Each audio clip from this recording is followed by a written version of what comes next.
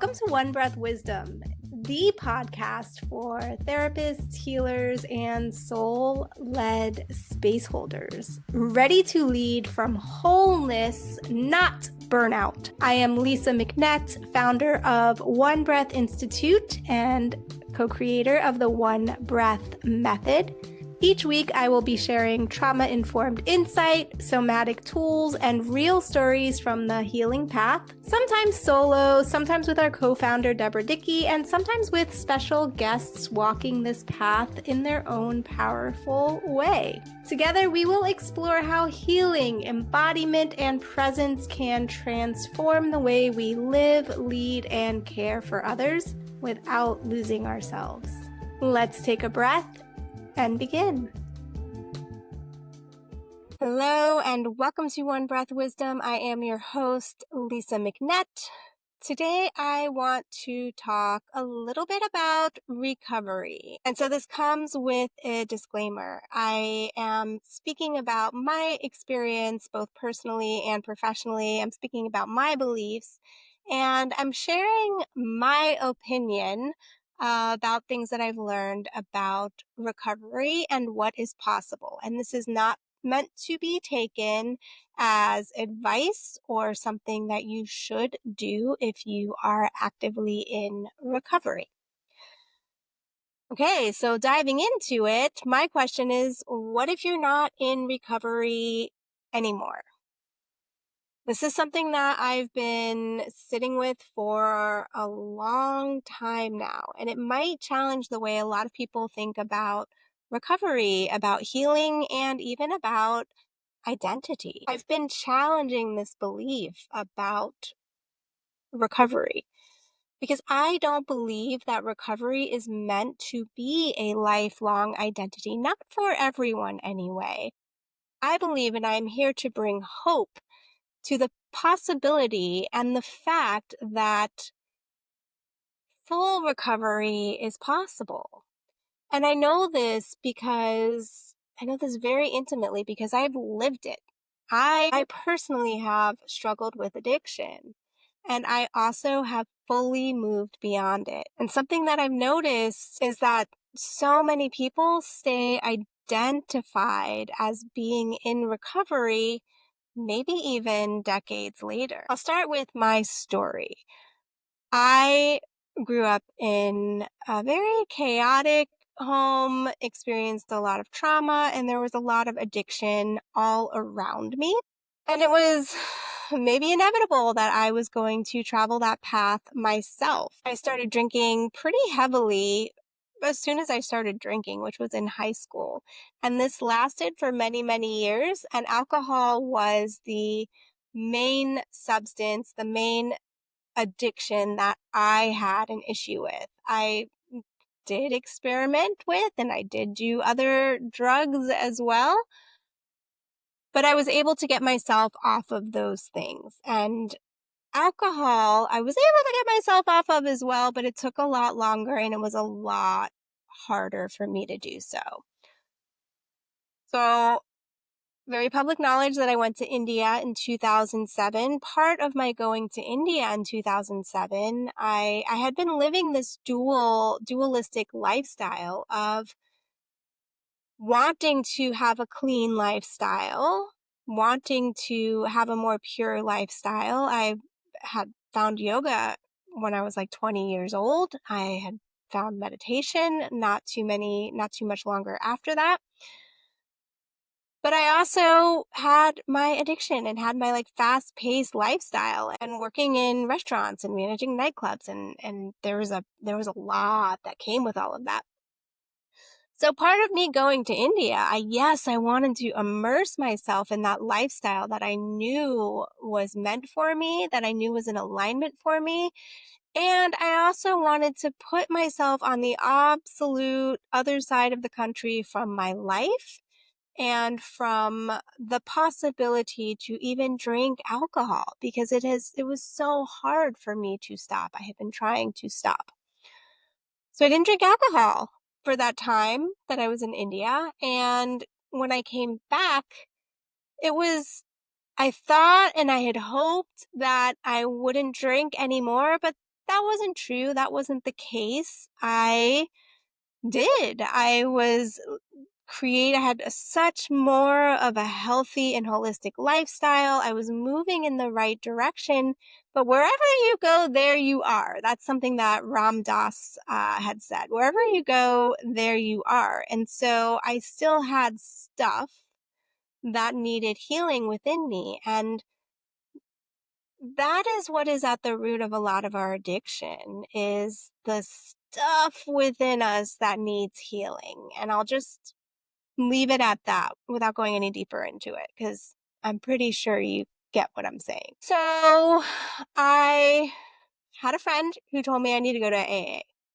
I went to AA, and from that first AA meeting, it did not feel right with me that everyone went around and that I was now standing up and saying, my name is Lisa and I'm an alcoholic.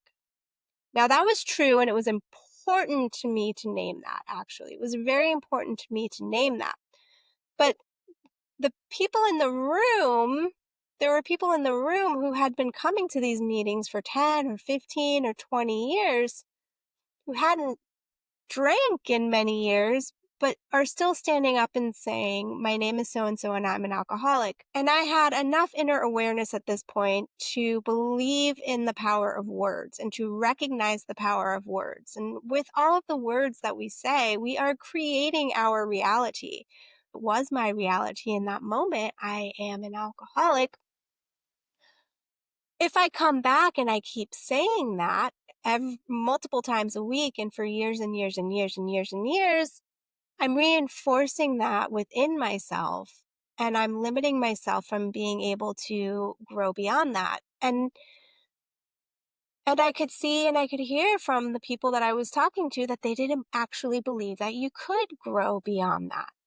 They believe that, well, there's a lot of different things that people believe. And that's part of why I want to talk about this, because I want to challenge some of these stigmas. There's a lot of people, in my experience, I found a lot of people who were in AA at that time who had not done or were not doing the work to heal the parts of themselves to be able to move beyond that identity.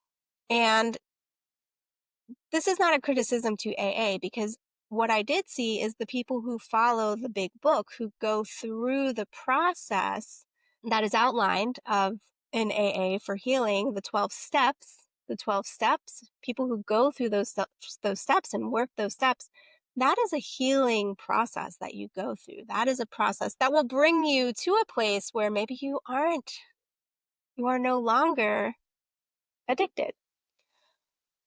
Something that I want to call out, because a lot of people might be saying, but alcohol is genetic. No, it's not.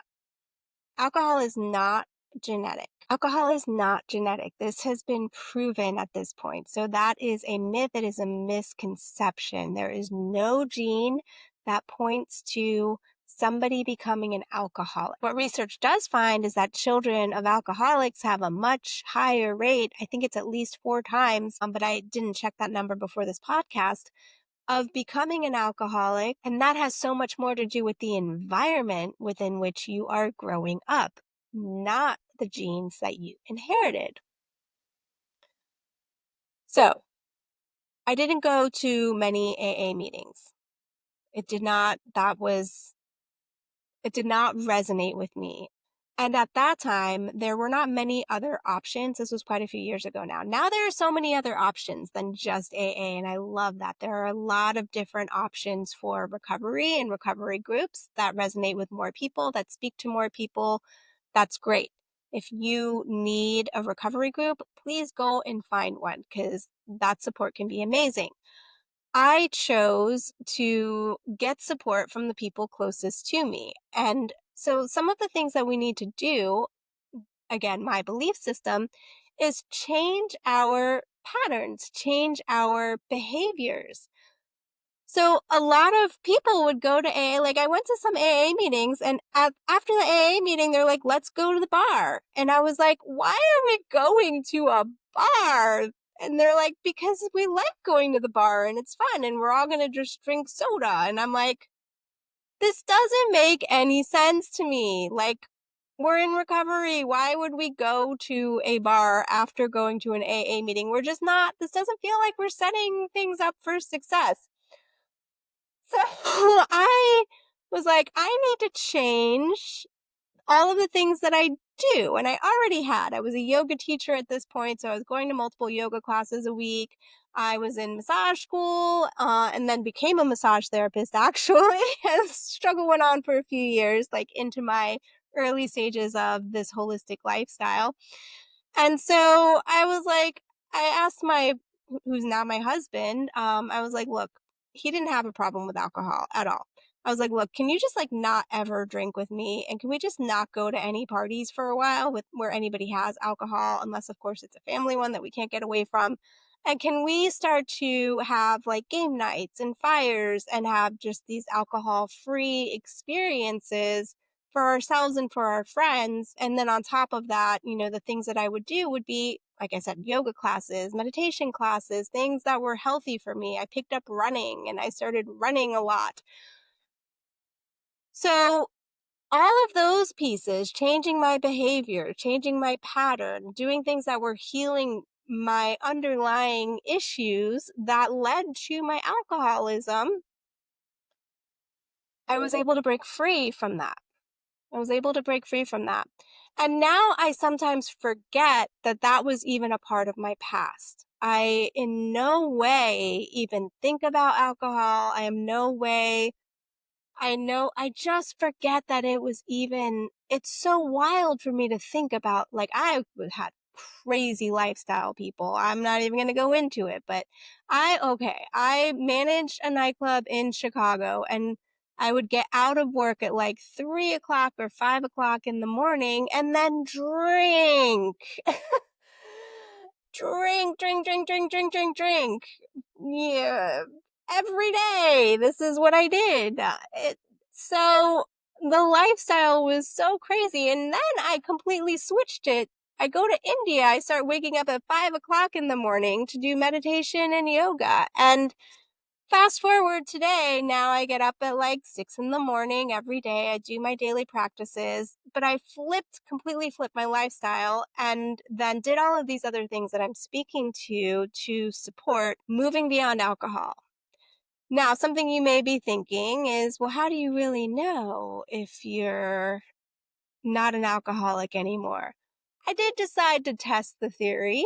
I decided at one point that I wanted to have some wine here and there, that I wanted to be able to have some wine here and there. So I did that. I gave myself permission to do that. I started drinking a little bit of wine here and there with my husband. We'd get a bottle of wine, have a glass or two. And I found that I just felt like crap. I just didn't feel good. I didn't feel good when I was drinking it. And then the next day, I felt tired, heavy, horrible the whole day. And I was like, why would I even do this to myself? It doesn't even make any sense. So that's been several years now. It's been over 10 years now. I don't know my exact cutoff date because I didn't operate in that way. I found that like making these hard, firm cutoff dates was not setting myself up for success. Back, I would be like, okay, I'm not going to drink for a month. And then that month would end and I'd be like, okay, now I can drink. So I just let it slip away and it's gone.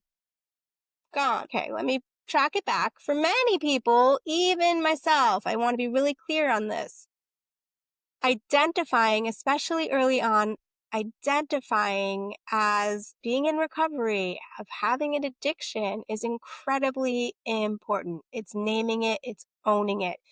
In that, you are creating some accountability, you're creating structure, you're connecting with that community to receive support. It even creates some levels of safety. This is not about taking any of that away. This is about another layer that I just don't hear talked about. I don't know if I've ever heard anybody talk about it beside me. Let me know if you have been around a conversation like this. My question is, at what point does an identity that once supported healing now become something that keeps us tied to the past? because that's my curiosity. That's what I'm seeing. I see people still resonating and with being in recovery, saying that they're in recovery, and that has now become an identity. And how is that identity serving you? So in the work that I do, especially with working with the body and the nervous system, I see that real transformation. It does not happen just at the level of behavior or mindset. I shared my story, but I have worked in addiction for many, many years, and I've seen this with clients too, clients who are ready to actually heal and take ownership of their lives, which is not everyone, but those are the clients that come to me and they get these same results. Transformation not happening just at the level of mindset or changing a behavior, but the system itself changes.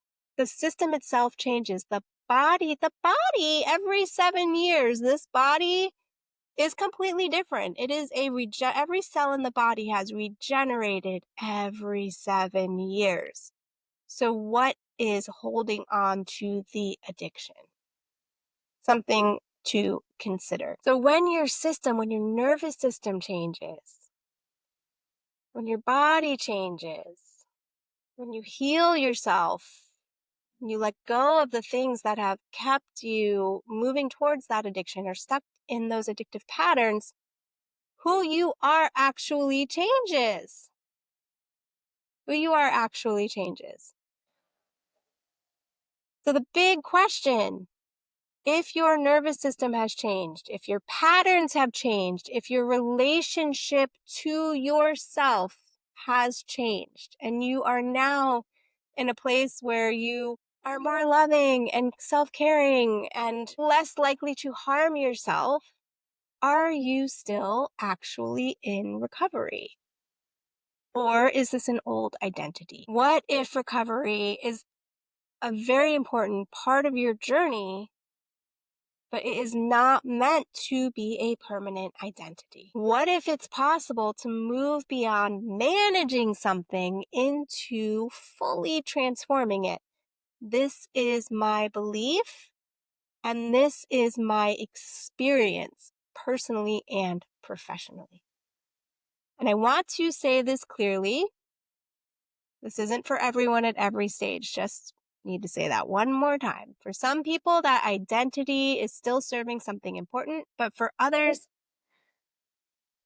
there may be a quiet sense that they've outgrown it. And if that's you, the question isn't, should I still call myself this? But the questions that I would invite you to ask yourself are, who am I now? And how is this label of being in recovery, or any label, how is it serving me? Is it serving me? Or is it possible that it's keeping me tied to a past that I have now outgrown? You are allowed to outgrow your past. You are allowed to move beyond your stories. And I don't mean stories like made up stories, but our past experiences, they become the stories that we tell and that we tie ourselves to. And the labels that we give ourselves become the identities, keeping us connected. And you have so much potential to grow beyond any limited, outdated beliefs or identities that just may not be serving the fullness and the greatness and the beauty of who you truly are. I do not believe that healing is about managing who you used to be forever. I believe it is about becoming someone new, but really becoming who you were meant to be before those patterns were coded into your system that led to taking on these deeper negative patterns of addiction. So maybe the real question is, are you ready to let that be true? We'll close with that today. As always, share this with someone who needs to hear it, and I'll see you soon. Thank you for listening to One Breath Wisdom. If something in today's episode spoke to you, I would love to know it. Send me a message on Instagram at One Breath Institute or at Lisa McNett, and please share the episode with someone else who needs to hear it. Remember, you are not here to carry it all. You are here to come home to yourself, one breath at a time. Until next time, take a breath and be well.